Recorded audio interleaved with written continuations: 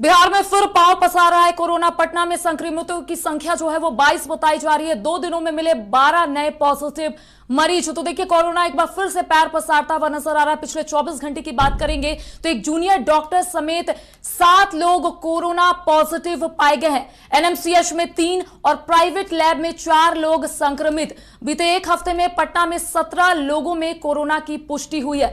तो देखिए, एक बार फिर से कोरोना पैर पसारता हुआ नजर आ रहा है। ज्यादा जानकारी के लिए इस वक्त हमारे साथ बिहार के संपादक एसके राजीव जुड़ चुके हैं।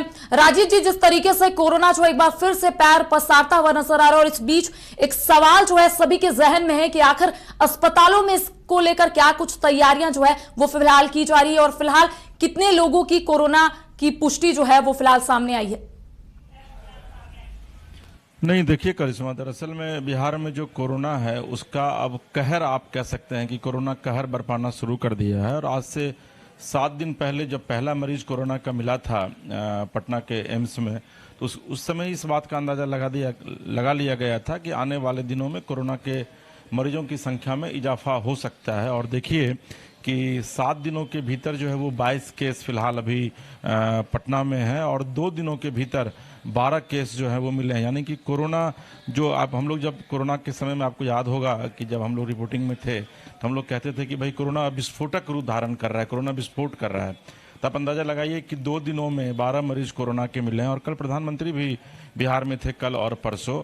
और इसके अलावा अगर आप बात करेंगी तो 2 मरीज, एक पीएमसीएच में कोरोना का मिला है, और एक पारस जो अस्पताल है, यहाँ प्राइवेट अस्पताल है, वहाँ पर एक डॉक्टर जो है वो संक्रमित हो गए थे। तो उसके बाद से लगातार कोरोना मरीजों की संख्या में इजाफा हो रहा है। हालांकि यह कहा जा रहा है, मंगल पांडे जो स्वास्थ्य मंत्री हैं, उनकी तरफ से यह बयान आया है कि घबराने की कोई आवश्यकता नहीं है, क्योंकि बड़ी संख्या में, पर्याप्त संख्या में जो है वो सरकार पहले से ही तैयारी कर चुकी है।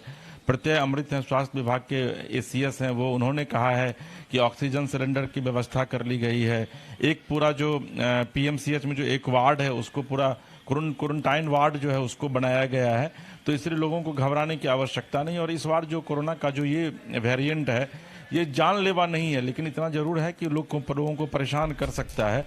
तो पिछले 2 दिनों में 12 कोरोना के पॉजिटिव मरीज मिले हैं। तो निश्चित तौर पर यह न सिर्फ आम लोगों के लिए चिंता की बात है, बल्कि सरकार के लिए भी चिंता की बात है। हालांकि स्वास्थ्य विभाग जो है वो पूरी तरीके से हर एक चुनौतियों से निपटने का दावा कर रहा है। जी एसके राजीव जी, एक सवाल जो है वो सभी के जहन में तैर रहा है कि चूंकि आपने देखा होगा कि जो कोरोना जब 2020 में पैर पसारता हुआ नजर आ रहा था, तो कई ऐसे अस्पताल है जहां पर व्यवस्था जरूर थी, लेकिन ऑक्सीजन सिलेंडर के साथ साथ कई ऐसी कमी जो है वो खुलकर सामने आई थी, और मरीज जो है वो काफी परेशान थे। तो इस बार पटना में क्या कुछ अलग से व्यवस्था है? क्या कुछ अस्पताल में बेड को अलग से, या फिर कह सकते हैं जिस तरीके से अलग अलग जगहों पर आपने देखा होगा कि अस्पताल में बेड की जो व्यवस्था है वो अलग से की जा रही है, तो ऐसे में क्या वहां जो सरकारी अस्पताल है वहां पर इस तरीके की व्यवस्था जो है वो की जा रही है? नहीं, देखिए करिश्मा, आपकी चिंता जो है वो जायज़ है कोरोना को लेकर के। अभी कटिहार से एक खबर आई थी कि वहाँ पर जो अस्पताल में ऑक्सीजन प्लांट लगा हुआ था, वहाँ पर जब हमारे सहयोगी ने जाकर के वहाँ का जायजा लिया तो वहाँ पता चला कि जो ऑक्सीजन प्लांट तो लगा हुआ है, लेकिन ऑक्सीजन प्लांट काम नहीं कर रहा है। तो ये सिर्फ कटिहार की स्थिति नहीं है, कटिहार तो एक महजबानगी भर है। पूरे बिहार के अगर आप अस्पतालों की भी बात करेंगी तो अस्पताल को अलर्ट मोड पे सरकार कहती है कि भाई अस्पतालों को अलर्ट मोड पे रखा गया है, लेकिन कितना अलर्ट मोड में अस्पताल है वो कटिहार से जब कल हमारे सहयोगी ने वहाँ से खबर भेजी थी तो उस बात का पता चल रहा था। लेकिन सबके बीच, चूंकि राजधानी पटना में मुझे याद है कि 2021 में जब कोरोना विस्फोट किया था, उसमें यही पटना है जहाँ पर कि लोग ऑक्सीजन के लिए मारे मारे फिर रहे थे, लोगों को ऑक्सीजन नहीं मिल पा रहा था। उस समय अरुण कुमार बिहार के चीफ सेक्रेटरी हुआ करते थे, और कोरोना की वजह से चीफ सेक्रेटरी की मौत हो गई थी, अरुण कुमार की। तो सिस्टम कितना फेल्योर रहता है, और सिस्टम किस तरीके से, सिस्टम के दावे की सच्चाई का भी पता चल जाता है, और सिस्टम कितना फेल्योर है इसका भी पता चल जाता है। तो आप जो सवाल कर रही हैं वो निश्चित तौर पर वो सवाल बहुत ही जेन्युइन है। और सरकार, हालांकि देखिए कोई भी चीज़, सिस्टम जो है वो सरकार चलाती है, और सरकार की तरफ से लगातार यह दावा किया जा रहा है, यह वादे किए जा रहे हैं। आम लोगों से। मंगल पांडे का कल भी बयान आया हुआ है, उन्होंने कहा है कि कोरोना तेजी से पांव पसार रहा है, लोग अलर्ट रहे, मास्क का इस्तेमाल करें। देखिए, लेकिन सरकार के साथ साथ करिश्मा हमारी और आपकी भी जिम्मेदारी है, आम लोगों की भी यह जिम्मेदारी है कि वो अलर्ट रहे, कम से कम मास्क का उपयोग जरूर करे, वो हाथ में सैनिटाइजर लगा करके वो निकले, अगर कहीं से बाहर से आ रहे हैं तो सैनिटाइजर का उपयोग करें। क्योंकि पूरे अगर आप देश में देखेंगी तो केरला जो सबसे ज़्यादा लिटरेसी के मामले में सबसे ज़्यादा आगे है पूरे देश में, वहाँ पर कोरोना के सबसे ज़्यादा मरीज अभी पाए गए हैं। और पूरे देश में अगर आप बात करेंगी तो लगभग 1127 या 1129 के करीब जो है वो मरीज आ गए हैं। तो आंकड़ों में लगातार इजाफा हो रहा है, और इस इजाफे के बीच निश्चित तौर पर चाहे वो केंद्र सरकार हो या फिर जो बिहार सरकार हो, वो रोज नए नए गाइडलाइन जारी तो कर रही है, लेकिन सरजमी पे उसको कितना उतार पाती है, ये तो मुझे लगता है कि जब कोरोना बहुत तेजी में बढ़ेगा और उसके बाद अगर लोग क्वारंटाइन होना शुरू होंगे, अस्पताल में जब एडमिट होना शुरू होंगे, उसके बाद ही ये पता चल पाएगा कि वाकई में सरजमीनी सच्चाई क्या है। जी करिश्मा, बहुत धन्यवाद एसके राजीव जी हमारे साथ जुड़ने के लिए और तमाम जानकारी हम तक पहुंचाने के लिए। तो देखिए, जिस तरीके से बिहार के स्वास्थ्य मंत्री मंगल पांडे ने यहां पर स्पष्ट तौर पे कहा है कि जितने भी लोग हैं वो घबराए नहीं, स्वास्थ्य विभाग की ओर से तमाम तैयारियां पूरी कर ली गई है। लेकिन सवाल ये उठ रहा है, क्योंकि आपको 2020 और 2021 का मंजर याद होगा, जब लोग हॉस्पिटल जरूर पहुंच रहे थे लेकिन बेड की कमी, इसके साथ ही ऑक्सीजन सिलेंडर की कमी थी। लेकिन इस बार स्वास्थ्य विभाग पूरे तरीके से तैयार है, और उस वक्त एक स्लोगन सामने आया था कि 1 गज दूरी, मास्क है जरूरी। तो तमाम लोगों से अपील जो है वो स्वास्थ्य मंत्री करते हुए नजर आ रहे हैं कि सभी लोग मास्क लगाए और सैनिटाइजर लेकर ही बाहर निकले। तो देखिए, एक बार फिर से कोरोना पैर पसारता हुआ नजर आ रहा है। और पटना की अगर बात करेंगे तो बीते एक हफ्ते में 17 लोगों में कोरोना की मंत्री नीतीश कुमार ने शनिवार को देश के सबसे बड़े तिब्बी कॉलेज का शिलान्यास किया। इस कॉलेज का निर्माण 264 करोड़ की लागत से होगा। सीएम नीतीश ने नालंदा मेडिकल कॉलेज अस्पताल एनएमसीएच परिसर में बनने वाले अत्याधुनिक तिब्बी कॉलेज अस्पताल का शिलान्यास किया। इस परियोजना की अनुमानित लागत 264 करोड़ है। शिलान्यास समारोह के दौरान स्वास्थ्य मंत्री मंगल पांडे और बिहार विधानसभा के अध्यक्ष नंद किशोर यादव भी मौजूद रहे। राजकीय तिब्बी चिकित्सा महाविद्यालय एवं अस्पताल के निर्माण का शिलान्यास आदरणीय मुख्यमंत्री नीतीश कुमार जी के द्वारा किया गया है। ये यूनानी कॉलेज हम सब लोग को मालूम है, देश के सबसे पुराने यूनानी कॉलेजों में से एक ये बिहार का यूनानी कॉलेज है। और आदरणीय मुख्यमंत्री जी ने 3 साल पहले इस बात की स्वीकृति उसी तिब्बी चिकित्सा महाविद्यालय जो अभी कदम कुआं में चलता है उसके सभागार में बैठ के घोषणा की थी, निर्णय किया था कि अब यूनानी चिकित्सा पद्धति के और विस्तार की जरूरत है।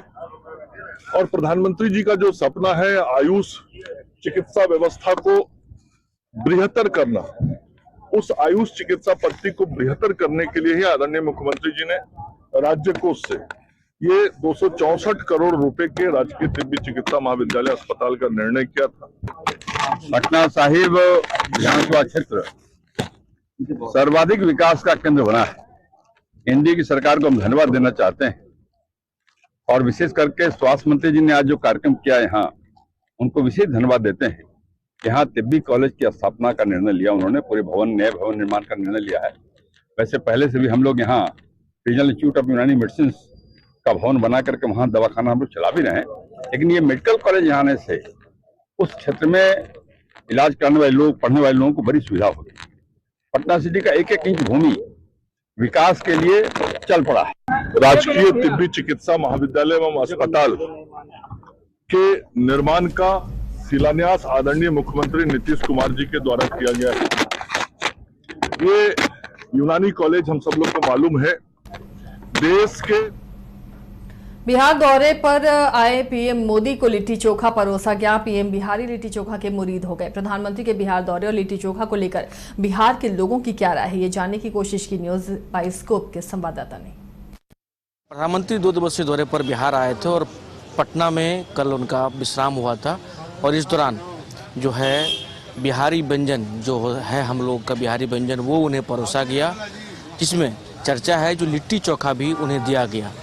हम अब इस वक्त एक लिट्टी चोखा की दुकान पर हैं, जहां पर आप देख सकते हैं सहयोगी कहेंगे वो देखिए लोग कैसे डटे हुए हैं, लोग खा रहे हैं, और यही वो शॉप है जहां पर लोग आ रहे हैं और लिट्टी चोखा जो है खा रहे हैं, आनंद ले रहे हैं।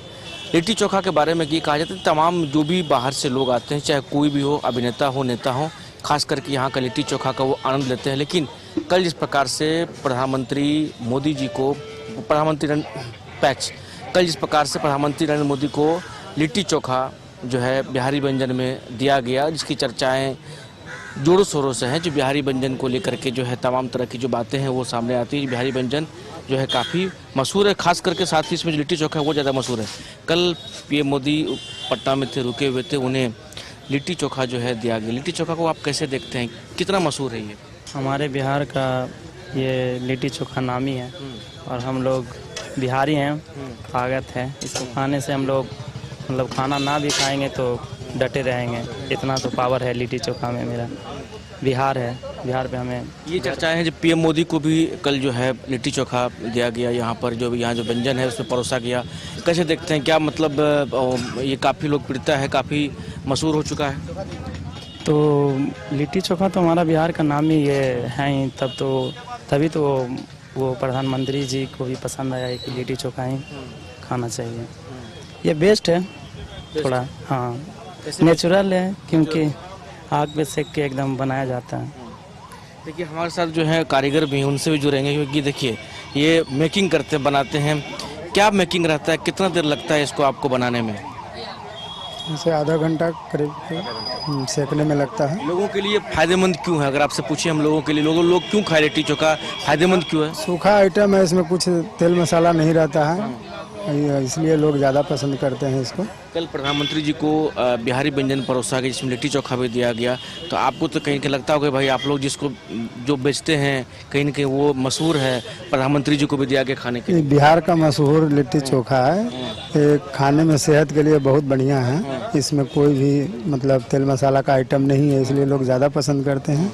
हाँ, बिहार का प्रसिद्ध लिट्टी चोखा है। पीएम मोदी के व्यंजन में से शामिल किया गया, आप क्या कहना चाहेंगे, कैसा लग रहा है आपको? बहुत अच्छा लग रहा है कि हमारे देश के प्रधानमंत्री बिहार का प्रमुख चीज़ खाए, अच्छा लग रहा है। बिहार का प्रमुख चीज़ है ना? हाँ, बिहार का प्रमुख चीज़ें है। क्या नाम आपका? सत्येंद्र कुमार। देखिए तो जो लिट्टी मेकिंग करते हैं हम उनसे बात कर रहे थे, तो काफ़ी ये कहना है जो भाई बिहार का मशहूर चीज़ है, तो इसे प्रधानमंत्री खाते हैं तो हमारे लिए गर्व की बात है। आप कैसे देखते हैं, कल पीएम मोदी आए थे, रुके थे जब राजभवन में, तो बिहारी व्यंजन परोसा गया जिसमें कि लिट्टी चोखा भी उन्हें दिया गया था, क्या कहना चाहिएगा? देखिए लिट्टी चोखा जो है बिहार का मशहूर व्यंजन है, ठीक है, और ये बिहार में नहीं बल्कि बिहार से अलग अलग स्टेट में भी इसको मतलब बेचा जाता है और लोग इसको बहुत अच्छे तरीके से इसको खाते भी है।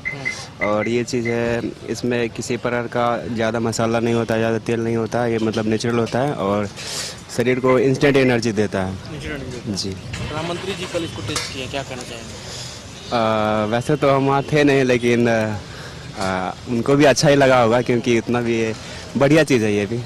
चलिए तो देखिए हम इस वक्त अभी जो लिट्टी चोखा खिलाते हैं उस शॉप पर हैं और यहाँ पर लोग जो हैं इधर भी सर्विस के एक बार वो उधर भी देखा, देखिए लोग इधर भी बैठे हुए हैं, लोग खाने की अपने बारी का इंतजार ही कर रहे हैं और लोग खाने के बाद जो है गपशप भी कर रहे हैं। तो ऐसे में जो लिट्टी चोखा जो व्यंजन है उसकी चर्चा हम कर रहे थे क्योंकि ये है जो कल पीएम मोदी जिस प्रकार से बिहार के 2 दिवसीय दौरे पर थे, कल राजधानी पटना के राजभवन में वो रुके थे और ये कहा गया था जो बिहारी व्यंजन जो है वो उन्हें परोसा गया जिसमें कि लिट्टी चोखा को लेकर के जो है चर्चाएं थी। लिट्टी चोखा भी उन्हें दिया गया इस बिहार आगमन पर। तो इसमें लोगों की राय और साथ ही जो लिट्टी को मेकिंग कर रहे थे उनसे हम जान रहे थे। तो लिट्टी चोखा का क्या जो है लिट्टी चोखा की जो ख्याति है वो आप सभी भी जानते होंगे, जो काफ़ी मशहूर है।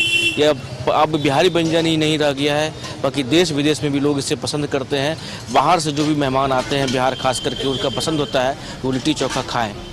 सोनू के साथ अनुसूचा गोल जहां 27 वर्षों के सफर में 17,000 से भी अधिक छात्रों ने डॉक्टर एवं इंजीनियर बनकर भरे सफलता की ऊंची उड़ान, जहां साधारण छात्र भी असाधारण सफलता प्राप्त कर बना रहे इतिहास। दूरदर्शी शिक्षाविद श्री विपिन सिंह के मार्गदर्शन में मेडिकल एवं इंजीनियरिंग के लाखों छात्रों के लिए आशा की किरण के रूप में गोल्ड रिजल्ट फैक्ट्री